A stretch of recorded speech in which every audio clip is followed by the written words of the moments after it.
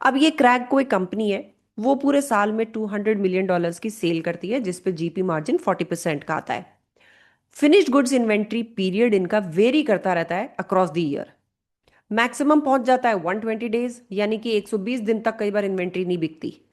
लेकिन कम से कम 90 डेज तो रहती है, यानी कि 90 डेज तो कम से कम इन्वेंट्री स्टॉक में रहेगी रहेगी, नहीं बिकेगी। ज्यादा से ज्यादा कई बार 120 दिन भी अटक जाती है, sale doesn't happen and the inventory still there in the warehouse. अब ये बोलते हैं कि हम सारी की सारी परचेजेस हो चाहे सेल्स हो, वो कैश बेसिस पे करते हैं। कोई भी रॉ मटेरियल हमारी इन्वेंट्री में नहीं होता, कोई वर्क इन प्रोग्रेस नहीं होता, बेसिकली कोई भी अधूरी यूनिट हमारे पास वेयर हाउस में नहीं होती। अब ये क्रैक को कोशिश कर रहा है कि जो परमानेंट करंट एसेट्स हैं इसके, उसको ये फाइनेंस करा ले इक्विटी से, और फ्लक्चुएटिंग करंट एसेट्स को ओवरड्राफ्ट से फाइनेंस करा ले। परमानेंट करंट एसेट्स कौन से होते हैं बेटा? What are these permanent current assets? Machineries and all. No, they are permanent fixed assets. They are asking about permanent current asset,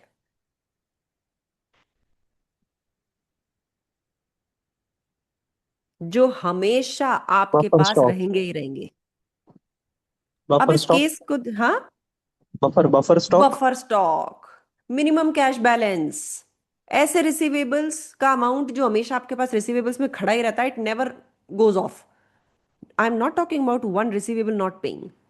कुछ तो मिनिमम रिसीवेबल्स होते ही है ना जो पे नहीं कर पाते, या वो पे करते हैं तो दूसरे आ जाते हैं। यानी कुछ ना कुछ रिसीवेबल का अमाउंट तो हमारे पास हमेशा रहता ही है। That is permanent current assets. Now in this particular case, can you track out what is a permanent current asset amount यहां पे, जो परमानेंट पड़ा ही है हमारे पास, जिसमें पैसा परमानेंटली ब्लॉक्ड ही है? मिनिमम। मिनिमम वाला, जो 90 दिन की इन्वेंट्री है, worth of the inventory which is stuck in the warehouse for 90 days, this represents your permanent current assets. क्या ये बात सबको समझ आती है? 90 दिन तो इन्वेंट्री फंसी ही होती है, यानी कि परमानेंटली 90 डेज की इन्वेंट्री में my money is blocked. That's permanent current assets and the permanent working capital I need to finance it. जो इन्होंने बोला किससे फाइनेंस करे? इक्विटी से। फ्लक्चुएटिंग बताओ जरा, फ्लक्चुएटिंग करंट एसेट्स इस केस में क्या है? 30 days. 30 डेज। ये 30 डेज कहां से आए? वन 90 ट्वेंटी डेज तो इन्वेस्टमेंट. परमानेंट में फंसे हुए हैं। मैक्सिमम 120 दिन अटकता है स्टॉक जब बिकता नहीं है। यानी ये 90 से 120 वाले जो है ना, ये बिकते रहते हैं, आते हैं जाते हैं, आते हैं जाते हैं, रीफिल हो जाते हैं, फिर बिक जाते हैं, फिर हम प्रोडक्शन करके रीफिल कर देते हैं, ये फिर बिक जाते हैं। That means the difference between these two, 30 days की inventory, that's fluctuating current asset for the business. ये बात सब बच्चों को समझ में आती है? बोलो बच्चों। Yes, yes ma'am. मैम। ठीक है, इसको किससे फाइनेंस करने की सोच रहे हो?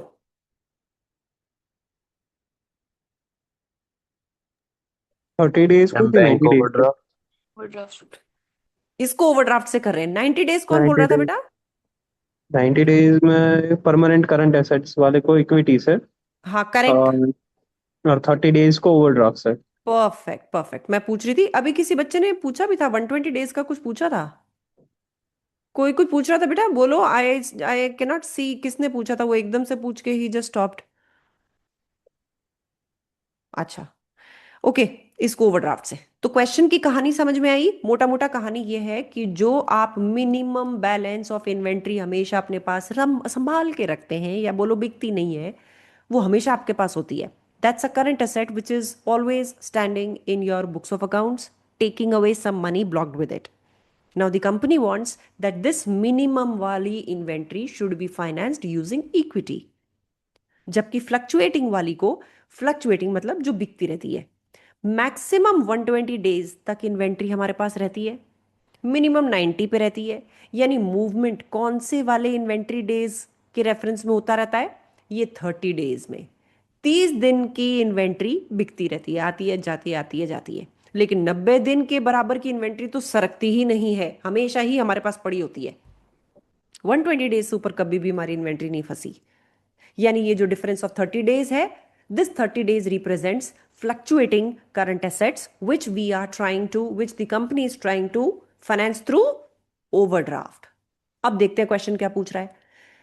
फिनिश्ड गुड्स इन्वेंट्री के केस में अज्यूमिंग 360 डेज अ ईयर है, कितना फाइनेंस चाहिएगा ओवरड्राफ्ट से। बेसिकली ये 30 दिन की इन्वेंट्री को मुझे ओवरड्राफ्ट से फाइनेंस कराना है, तो वो कितना फाइनेंस कराना है। If I try to calculate the value of 30 days की इन्वेंट्री, क्या मेरे को जवाब मिल जाएगा उस बात का? बताओ। ये 30 डेज की इन्वेंट्री पे I will get the answer कि मुझे इतना ओवरड्राफ्ट चाहिए। लेकिन मैं कैसे कैलकुलेट करूं? ओ ये है तो सही, 200 मिलियन, इससे निकाल लेती हूँ 30 डेज की। करेक्ट। नो, ये तो ईयर की है, इसको कॉग्स चाहिए। 365 करती हूँ और 30 करती हूँ, हो गया। है ना कॉस्ट थ्री ऑफ कृति? सेल्स सिक्सटी करेंगे ना। कॉस्ट ऑफ सेल्स तुम बच्चों ने सबसे पहली गलती क्या पकड़ी? कॉग्स चाहिए। Number one, you can not take the sale price. Sale price थोड़ी मेरी इन्वेंट्री में फंसा होता है, उसमें तो कॉस्ट प्रॉफिट ऑफ एलिमेंट भी गुड्स। है ना। जीपी माइनस करेंगे, cost of goods sold will be 120। Perfect. तो मुझे सबसे पहले तो यहाँ पे कॉस्ट चाहिए। दूसरी चीज, एक और गलती किसी और बच्चे ने पकड़ी थी। 360 डेज। ये 365 नहीं है, क्वेश्चन ने चल के बोला है 360। ठीक है, यानी मुझे दो कैलकुलेशन अब फटाफट कर लेनी चाहिए। What is the cost of sales? 200 is the amount of revenue. Gross into profit sixty margin percent किस पे होता है बेटा? कॉस्ट पे या सेलिंग प्राइस पे? सेलिंग प्राइस पे। सेलिंग प्राइस सेलिंग प्राइस पे। इस पे लगाओ 40%, ये आ जाएगा प्रॉफिट। वो माइनस करो, कितना आ रहा है ये? 120। 2 880। 120 और 200 में से 80 माइनस में करती हूँ, 120 becomes my cost of goods sold या cost of sales. This should be used, यानी कि 120 इंटू, मुझे 30 डेज की चाहिए, ये पूरे साल की इन्वेंट्री है। क्या वैल्यू आएगी? 2 3, ये तो सारे कट गए यार। 120, ये 3 पे आएगा, अच्छा सॉरी 10 आ रहा है। क्या ये 10 मिलियन का अमाउंट आ रहा है? यस। यस ठीक है, चलो एक नॉलेज की चीज पे बात करते हैं। They gave a profit margin of 40%। What if it would have been profit markup of 40%? Can you calculate the value of inventory then? I said profit markup. Numbers बड़े अजीब आ सकते हैं, मैंने ऐसे रैंडमली उठा के बोला है। Profit markup of 40%। Now can you calculate the value of this overdraft? करो जरा कैलकुलेट। सबसे पहले मुझे कॉस्ट ऑफ सेल्स कैलकुलेट करके बताओ कितनी आएगी।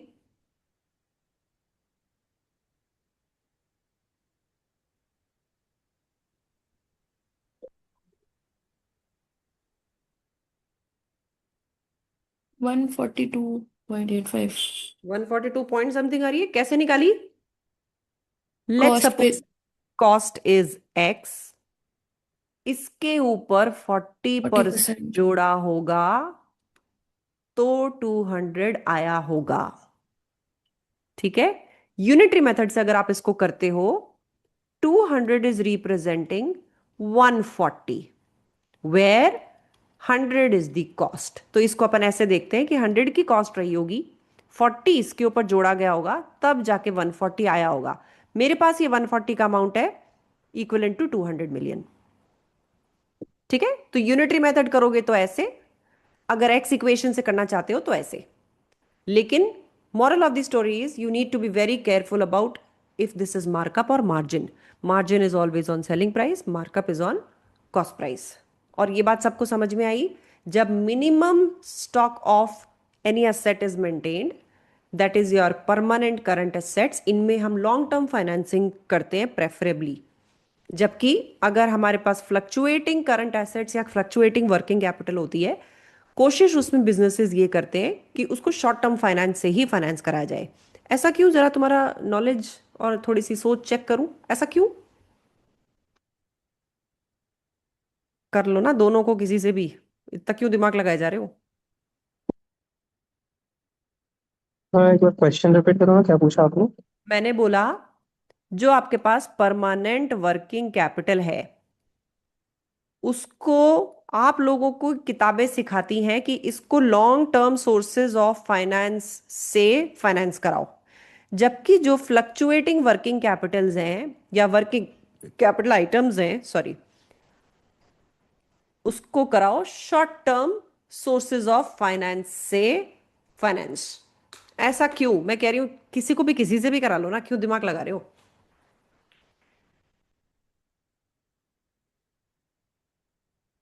हम्म।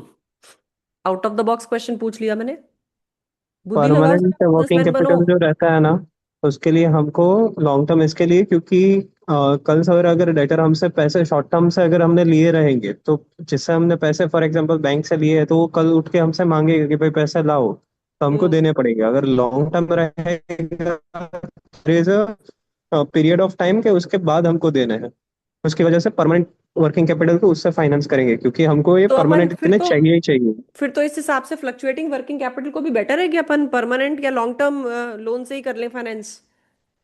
फ्लक्चुएटिंग है तो वैसा है कि आज चाहिए और कल नहीं चाहिए, वैसा है तो उसको उसके लिए इतना जरूरी नहीं है। और फ्लक्चुएटिंग जो ये जो शॉर्ट टर्म जो रहता है उसका रेट ऑफ इंटरेस्ट कम रहता है, हाँ।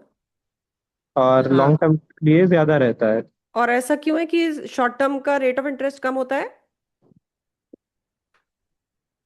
वो मैम आउट ड्यू ऑफ टू बॉक्स। टाइम पीरियड, क्योंकि कम टाइम पीरियड इन्वेस्टेड रहता है इन्वेस्टर का।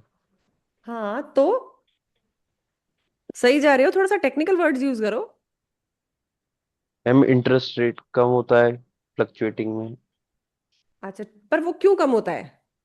व्हाई इज एन क्योंकि investor less ready to risk. Lend you debtor को मनी मालूम एट? है कि कल मुझे आके मिल ही जाने वाले हैं, इतना जल्दी वो बैंकरप्ट नहीं होने वाला है। सो इसको हम क्या बोलते हैं?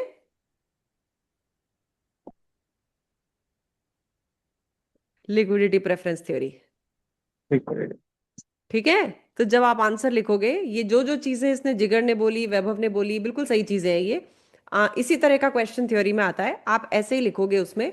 जब वो ये पूछेगा कि भाई क्यों नहीं सारी वर्किंग कैपिटल को ही आप लॉन्ग टर्म से कर लेते, तो एक सीधा सा जवाब ये है, फ्लक्चुएटिंग वर्किंग कैपिटल में कभी पैसा चाहिए कभी नहीं चाहिए।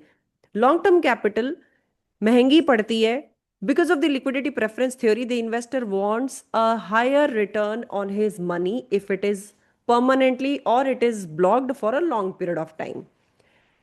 लेकिन फ्लक्चुएटिंग वर्किंग कैपिटल में जहां पे पैसा आपको सस्ते में मिलता है, जैसे ओवरड्राफ्ट हो गया, पैसा आज चाहिए कल नहीं चाहिए, यू कैन क्विकली डिसाइड कि we do not need this. लेकिन लॉन्ग टर्म बोरोइंग में if it is borrowed means it is borrowed, you can not say कि मुझे आज चाहिए कल नहीं चाहिए तो आप ले जाओ अपना सारा लोन, ऐसा नहीं होता। Then the contract terms bind the borrower as well as the lender to keep that financing intact for the number of years of the contract। ठीक है। तो ये चीज आपकी समझ के बेसिस पे थ्योरी में आएगी। डू नॉट कंसिडर कि मैंने जो जो पढ़ा है मुझे ऐसा कैसा चिपका के आना है। No, keep your mind open on this. समझ गए? और ये वर्ड्स थोड़ा सा बेटा धीरे धीरे तुम्हें यूज करना चालू करना है, अब अपनी लाइफ में भी चालू करना है। लिक्विडिटी प्रेफरेंस की वजह से जितना लंबे टाइम के लिए पैसा फंसेगा, इन्वेस्टर की उम्मीद उस पर रिटर्न की उतनी ज्यादा होगी। ओके। और बिकॉज ऑफ, और लिक्विडिटी प्रेफरेंस थ्योरी का रीजन भी यही होता है, because of lesser chances of the borrower being getting bankrupt. ठीक है, उसका रीजन ही यही होता है। That is why liquidity preference theory comes into place, because of the risk of bankruptcy of the borrower और default from the borrower side, his business failing, he getting absconded. ये सब चीजें शॉर्ट रन में थोड़ी सी कम होती हैं, long term में इन सब चीजों के रिस्क बढ़ जाते हैं। पर्सनल लोन लेने जाओगे ना, ज्यादा सवाल जवाब नहीं होंगे। जैसे ही बोलोगे ना 15 साल का हाउसिंग लोन दे दो, 50 सवाल उठने लग जाएंगे। ठीक है, गॉट इट?